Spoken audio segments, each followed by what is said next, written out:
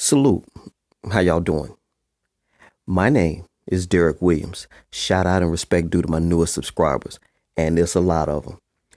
Love of Sadie TV, Casey Abudu TV, Ezekiel Official, Yuki Channel 1, Family Fun by 8, DJ Sinclairo, S.A. La Boss Lady Kitchen and Vegetables, Warm Meal, The Chew Family, Aldo Beat, Bisdak Savaldo Norway, Eminem XL, Joyce Seiko TV, Yet, Sweet Twisted Joy, Madam Pimples, LT Reactions, Shanzina, Nez Lover, Drondon Manganya Pass Away, All Natural Sounds, Change Your Look UK, Jabril Jahari, Javert TV, Che Cosaris, Mighty Explorer Fan Days, Hashtag Mom Life 609, Perla de La Pina, Pink Sugar, Dickie Dad, Chesapeake Bay, Tashandra P,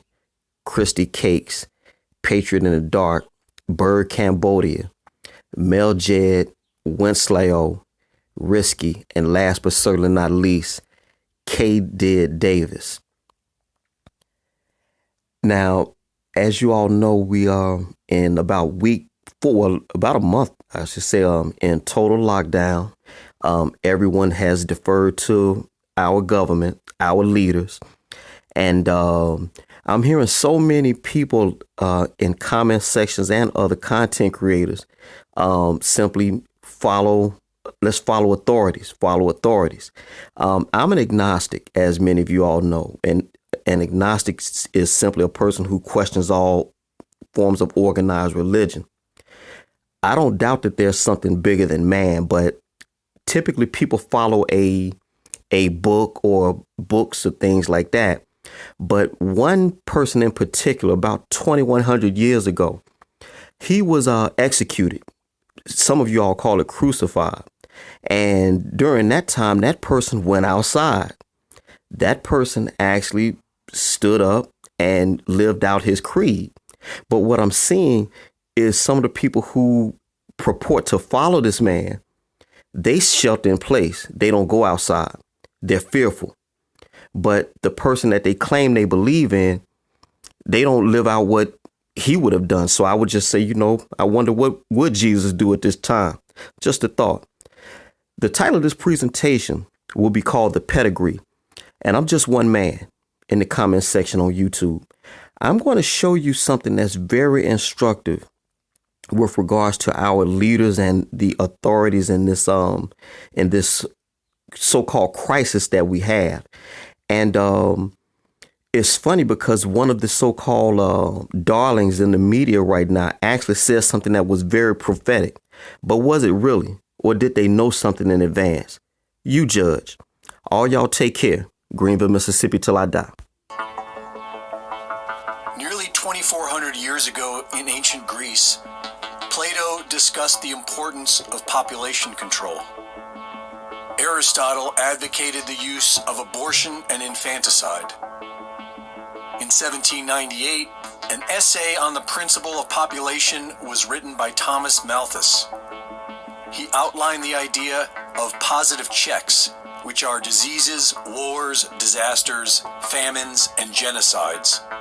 Malthus believed that these things should be utilized to increase the death rate, and believed that human misery was an absolute necessary consequence. In 1859, Charles Darwin published The Origin of Species.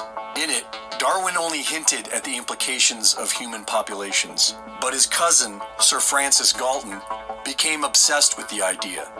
In 1883, Galton published Inquiries into Human Faculty and Its Development, wherein he wrote that his intention is to touch on various topics more or less connected with that of the cultivation of race, or, as we might call it, with eugenic. The term comes from the Greek word eugenis, of noble birth. 20th century, eugenics became an academic discipline in universities. Organizations were formed and funded to win public support. The Kaiser Wilhelm Institute and the Cold Spring Harbor Institute rejected the idea that all humans are born equal and began selling the idea of cultivating a new master race of noble bloodlines. Planned Parenthood was formed in America by racial eugenics advocate Margaret Sanger.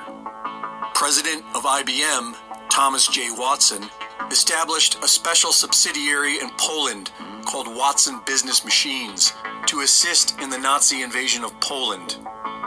This business continued throughout the war, and IBM managed the entire operation from their headquarters in New York. During the Nuremberg trials, the Nazis quoted U.S. Supreme Court Justice Oliver Wendell Holmes in their own defense. They claimed that their eugenics program was being run from the United States. The Nazis were rightly admonished for war crimes, but not Thomas Watson.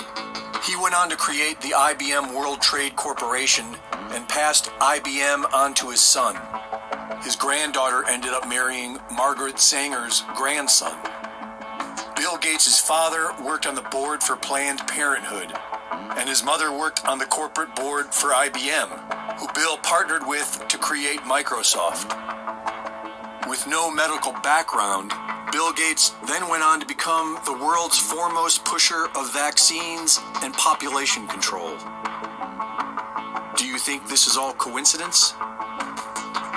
The Bill and Melinda Gates Foundation funds the WHO, the NIH, the CDC, and the UN.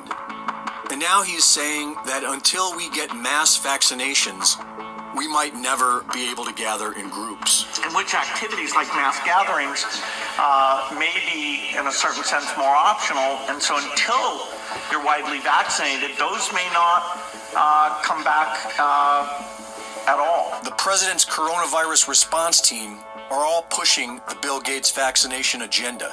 Dr. Fauci is on the Leadership Council for the Bill and Melinda Gates Foundation.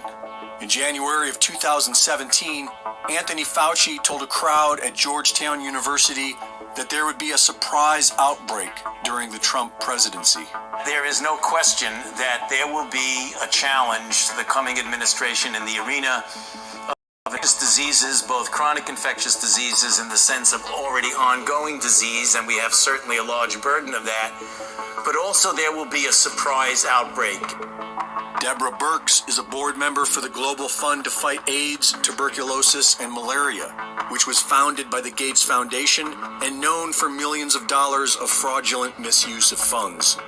In October of 2019, Bill Gates sponsored Event 201, a simulation that estimated 65 million people killed by coronavirus. In November of 2019, the Purebright Institute, funded by Bill Gates, was granted European patent number EP3172319B1 for a coronavirus vaccine that may be used to treat humans. Today, Dr. Fauci says the virus will keep coming back, and he says the ultimate game changer will be a new vaccine. In Australia, the Prime Minister is telling people the shutdown will last months, that it's the new normal, and that the only way out of your homes is to accept the vaccine. There is no proof that vaccines are the answer. In fact, the CDC admitted in federal court that it does not have studies to support the claim that vaccines do not cause autism. A top UN scientist admitted that vaccines are killing people. It is time to do some hard thinking. Will you allow your government to impose forced vaccinations?